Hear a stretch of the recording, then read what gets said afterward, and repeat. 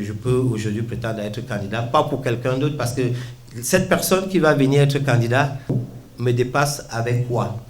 La plainte déposée par Emmanuel Mabouan-Kessak vient de connaître une suite favorable auprès de la Chambre de conciliation et d'arbitrage du Comité national olympique et sportif du Cameroun.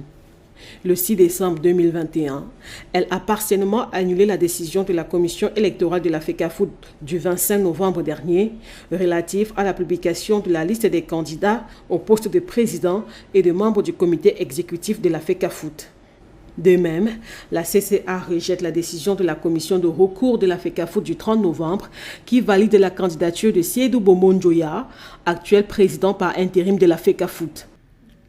La procédure suit son cours et quand la procédure suit son cours, je ne peux pas dire que je me réjouis parce qu'une décision de justice, je sais qu'on ne les applique pas, mais je suis aussi content parce que j'ai eu gain de cause, sachant que M. Seydou Bombon Njoya était salarié à la Fédération camerounaise, puisque si vous et que vous avez des indemnités de travail, ça veut dire que vous avez touché un salaire. Le salaire, c'est quoi? C'est la somme des indemnités. Ça fait partie du loyer, de la voiture que vous profitez, de l'argent que vous touchez. Bon, tout le monde sait que son salaire était à 3 millions de francs. Donc aujourd'hui, je sais qu'il va peut-être contester à la TAS, mais en attendant, je me réjouis de savoir qu'il ne sera pas candidat. Vous ne pouvez pas être juge et partie, vous ne pouvez pas être joueur et arbitre dans une même compétition. Donc, je suis content de cette décision et que je crois que il faut respecter le règlement et puis appliquer les décisions dans notre pays. Les choses doivent changer.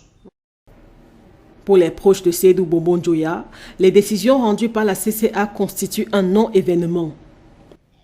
Vous allez voir que ça semble être pour tout le monde un non-événement parce que depuis que la FIFA gère la fédération à travers la décision du 15 janvier 2021 qui fait de M. Seydou et son exécutif un organe intérimaire, tout ce qui vient de la CCA est mis entre parenthèses parce que la fédération tient dans ses, dans ses documents, une lettre servie par le CNOSC, le Comité national olympique, qui montre valablement que tout ce que la CCA fait aujourd'hui est en violation de ses propres textes. Et nous savons que par rapport à tout ça, sous haute instruction de la FIFA, il y a un dossier en attente, une décision qu'on attend du TAS pour vider un contentieux entre la Fédération et la CCA, qui contestait depuis longtemps la façon avec laquelle les décisions étaient rendues. D'où l'absence de Seydou Bombon Njoya à l'audience de conciliation à la CCA. Vous voyez bien que c'est un procédé de non-conciliation dans lequel on observe qu'il y a une partie qui n'est pas venue et cette partie-là, c'est M. Seydou parce qu'il n'a pas trouvé nécessaire d'y aller.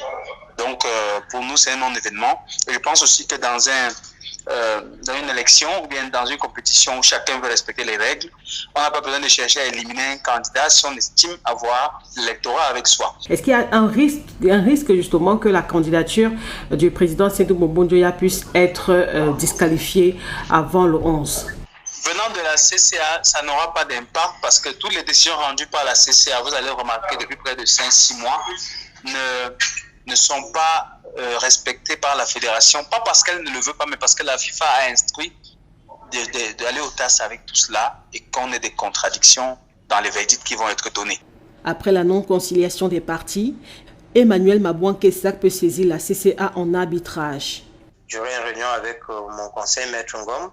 On va se pencher dessus, mais je vous ai dit, je n'arrête rien jusqu'à la fin du processus électoral. Si j'arrête, qu'est-ce que je dis à mes enfants demain, que papa accepte le faux? Non, j'ai dénoncé quelque chose et comme vous me connaissez, je vais jusqu'au bout. À la veille de l'Assemblée générale élective de la FECAFOOT prévue ce 11 décembre, il est clair que les batailles juridiques sont loin d'être terminées.